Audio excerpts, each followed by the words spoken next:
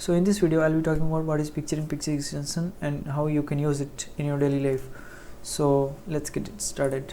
So picture-in-picture extension is helpful when you are watching any movie or any match or any tutorial and you want to work as well while watching the video.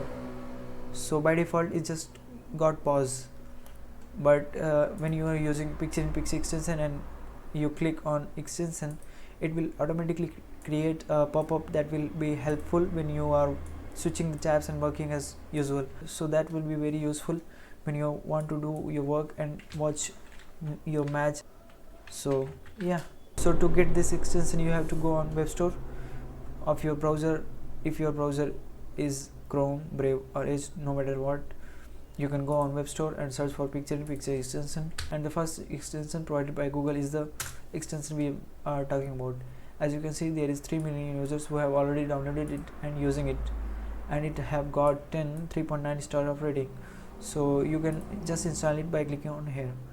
So if you love this video, please do a like and subscribe. Bye bye.